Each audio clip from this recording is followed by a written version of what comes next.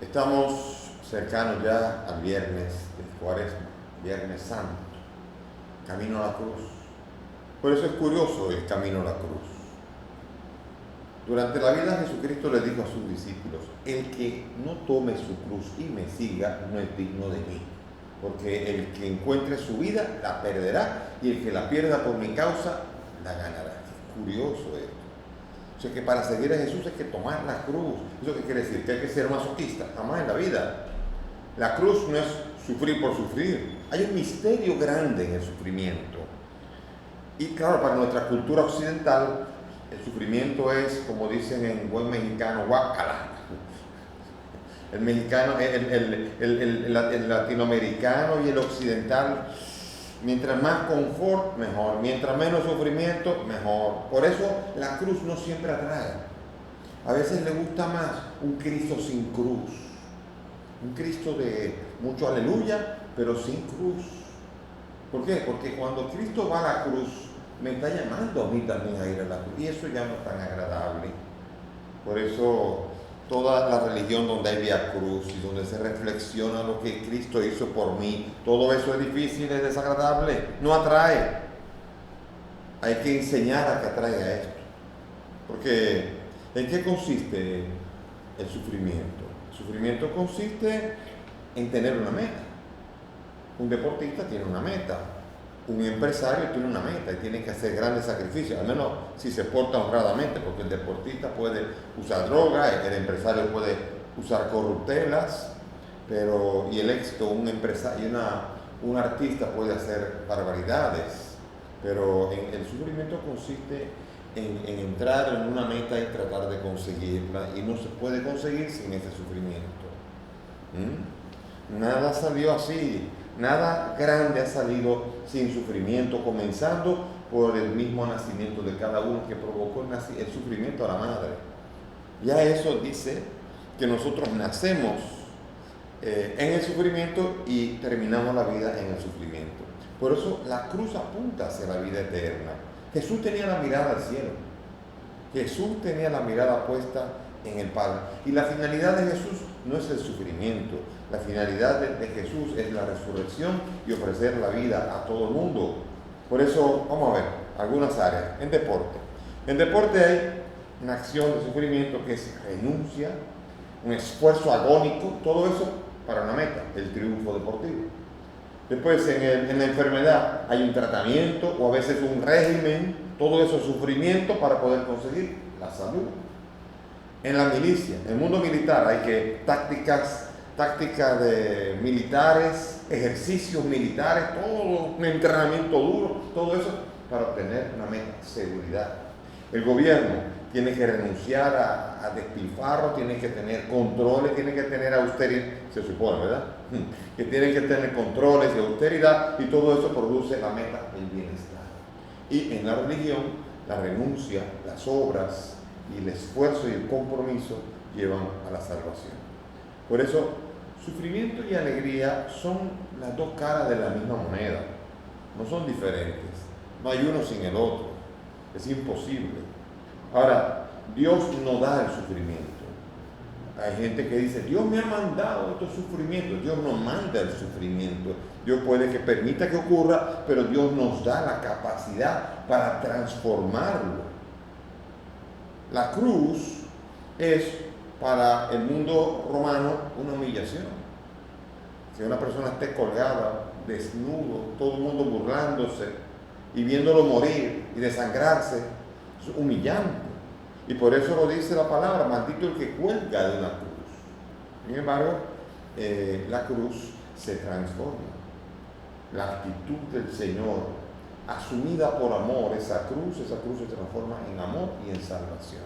Por eso, Juan Pablo Duarte, el padre de la patria de la República Dominicana, bien decía: no es la cruz el signo del padecimiento, sino el signo de la redención.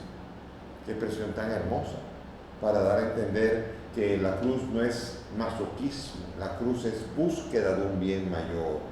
Y por eso Jesús acepta el camino a la cruz. Lo acepta callado, pero no solamente la cruz, acepta la humillación, acepta el desprecio de la multitud que tanto lo seguía, acepta los azotes, acepta la corona de espinas, acepta las burlas, acepta los clavos y acepta la muerte.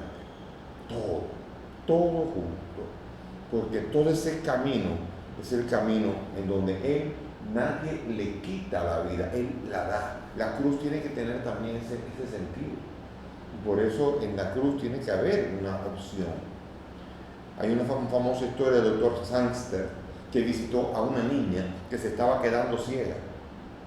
Y la niña, desesperada, le decía, muy cristiana y la familia entera.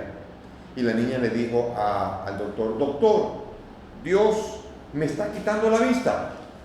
Y el doctor le dijo, no deje que te la quite, dásela. Y es así, dásela. No es todo luchar contra Dios, sino a Dios se le entrega todo. Y el camino de la cruz es un camino de renuncia. ¿Renuncia a qué? El perdón, por ejemplo, es una renuncia. Es la renuncia a guardar rencor en el corazón. La generosidad y dar a los demás y a los necesitados, sobre todo en este tiempo, es importante, es una renuncia a la avaricia. La castidad es una renuncia a la lujuria, y así también la obediencia, una renuncia a la soberbia, y así cada uno de los esfuerzos, de los sanos esfuerzos y de las virtudes consiste en la renuncia a cruces que matan, porque el rencor mata, la avaricia mata, la lujuria mata, la soberbia mata, y todo mata. Todo este tipo de cosas matan cuando uno las deja dentro. Me encanta la historia de la joven llamada Li en China y el doctor Wang. Li se había casado, tenía un gran rencor a su suegra, no quería saber de su suegra, y visitó al señor Wang y le pidió un remedio. Quería deshacerse, no soportaba a la suegra. Y entonces le dijo el doctor Wang, te voy a dar la oportunidad de deshacerte de ella. Te voy a dar un polvillo que cada día en la mañana se lo vas a dar y se va a ir muriendo lentamente. Pero eso sí, tienes que comenzar a tratarla bien y con mucha amabilidad para que nadie se dé cuenta, y tienes que disimular. Y todas las mañanas la joven Lee comenzó a tratar bien a su suegra y comenzó a darle el polvillo, sabiendo que con eso la iba a matar.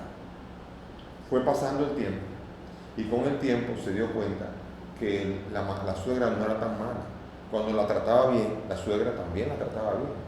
Y entonces comenzó a tomarle cariño. Y se comenzó a dar cuenta que estaba matando a una persona que en verdad estaba cogiéndole cariño.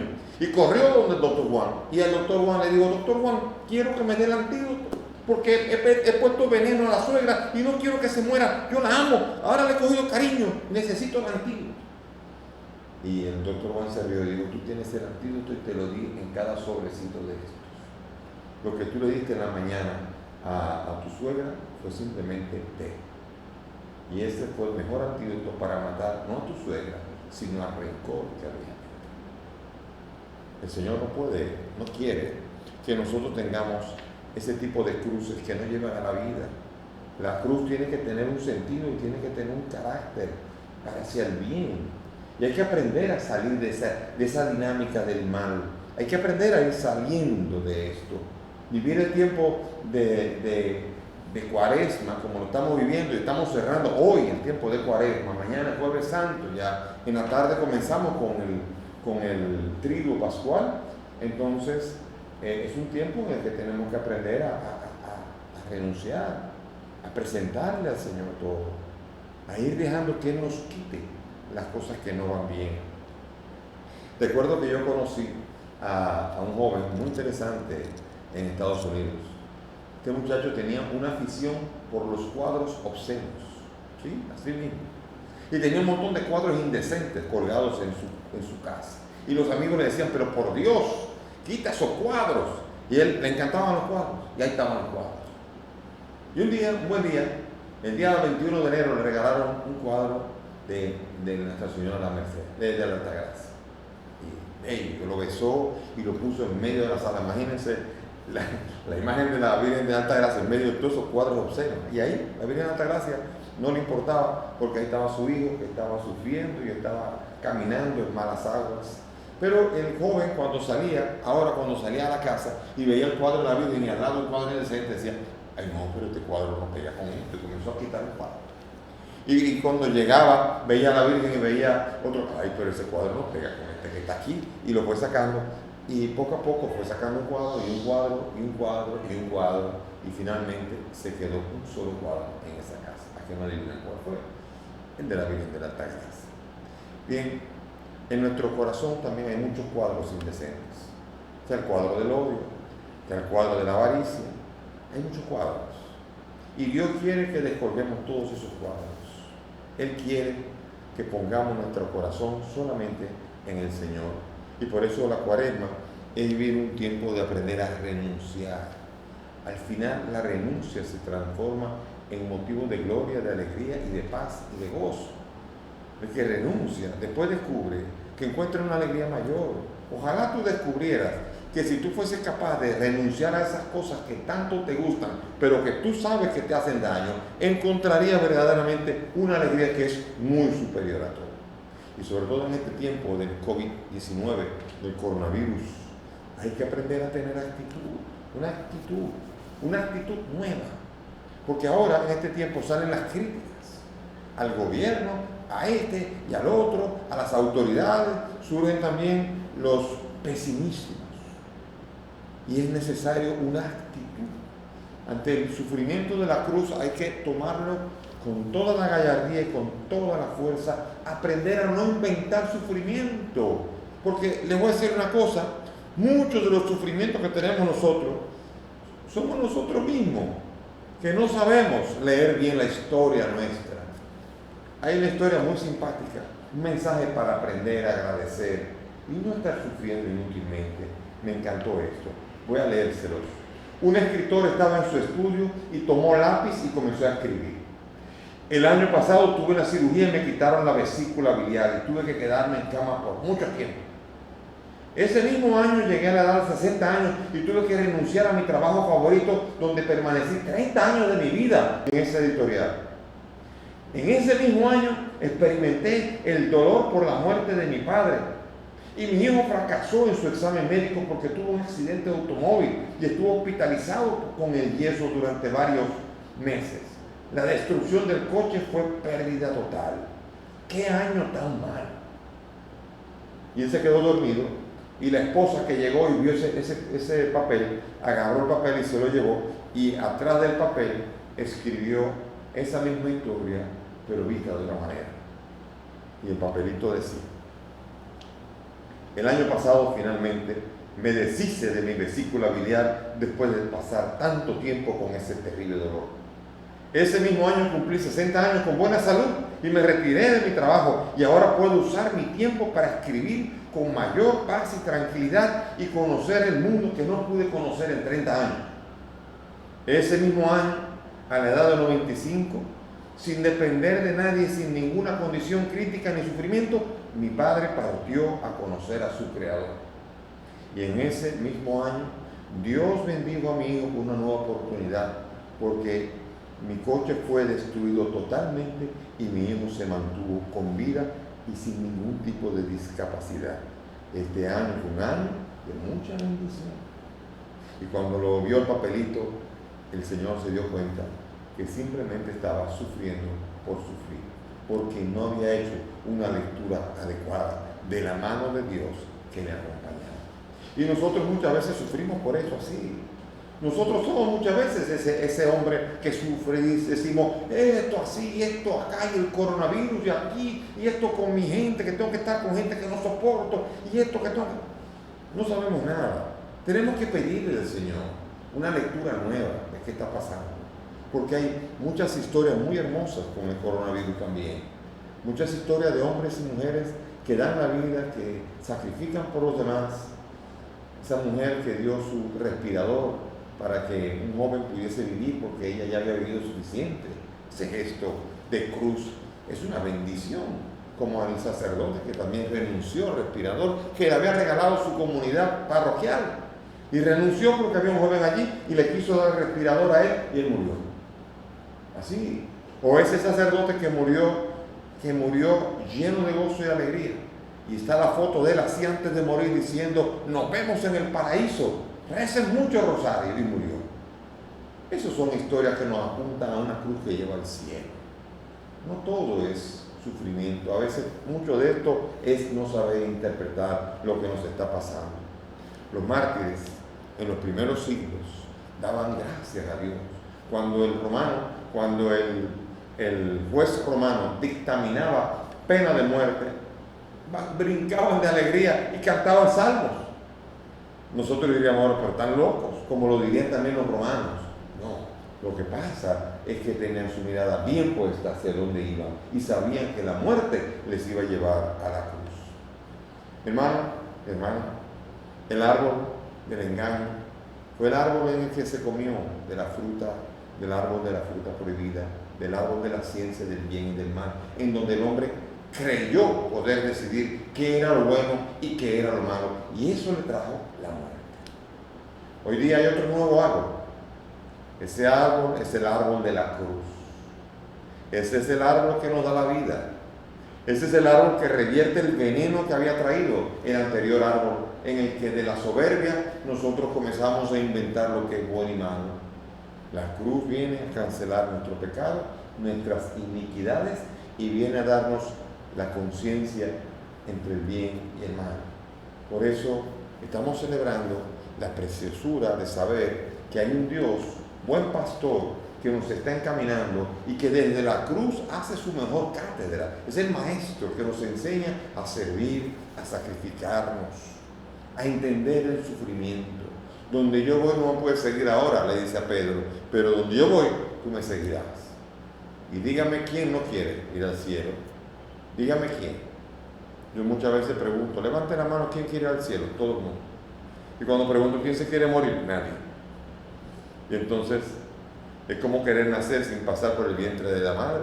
Puedes querer llegar a ser un gran deportista sin haber tirado un golpe. O ser una persona, un experto militar sin nunca haber tirado un tiro, ¿no? O sea o un gran médico sin haber nunca echado páginas a la izquierda. De esa manera no se llega a nada. Por eso, sufrimientos que nos buscamos nosotros fuera. Y sobre todo, ahora lo muy importante, el sufrimiento que le hacemos a los demás. Porque ahora sí, nos encanta a nosotros jugar al juego de la víctima. Uy, no me entienden, uy, me hacen esto, uy, cuánto me han herido, uy, cuánto me han hecho. Pero la gran pregunta es, ¿y yo? ¿Cuánto sufrimiento le estoy llevando a los demás? Porque a veces, si uno saca balance, uno hace sufrir más de lo que uno. Claro que el jueguito de la víctima, uno se crucifica a uno mismo y se hace la víctima redentora del mundo también. Pero eso no es la idea, porque eso es una cruz que es mentira, un sufrimiento que es mentira, un teatro. El verdadero sufrimiento se lo hago a los demás, muchas veces con mi insolidaridad. A veces no me doy ni cuenta que el otro está pasando necesidad y está bajo mi cargo. A veces no me doy cuenta cuánto estoy atropellando a la persona que tengo al lado. A veces no me doy cuenta de cuánto estoy pisoteando, humillando al que está al lado mío. Por eso es importante cuando uno va camino a la cruz descubrir si no soy yo el que estoy clavando en la cruz a mucha gente, en lugar de pretender creer que yo me estoy clavando en la cruz. El Señor, humilde, como cordero llevado al matadero, fue en silencio. Él podía haber dicho, eso es mentira, ustedes son culpables, yo soy inocente. Él podía haber gritado más que nadie y no lo hizo. ¿Quién eres tú y quién soy yo para gritar inocencia cuando es lo que menos tenemos? El camino a la cruz es un camino que nos lleva a nosotros a la vida. Si quieres vivir un cristianismo sin cruz, vas a encontrar, si quieres vivir un Cristo sin cruz, vas a encontrar un cristianismo, una cruz solamente, una cruz completa, porque es lo único que uno busca cuando uno quiere evitar la cruz, buscar cruces en la mentira, y no se puede ir a la cruz sin fe. Para ir a la cruz hay que creerle a ese, hay que creerle lo que va a traer ese madero, hay que creer que ese es el madero redentor, y hay que creer que tú has sido capaz de renunciar a todo y ser el verdadero discípulo, capaz de perder la vida, pues como dijo el Señor, el que pierda la vida por mi causa, la ganará. Esa es la oportunidad que Cristo te ofrece hoy y de hoy en adelante. El Señor esté con ustedes. Y que la bendición de Dios Todopoderoso, Padre, Hijo y Espíritu Santo, descienda sobre ustedes y permanezca para siempre.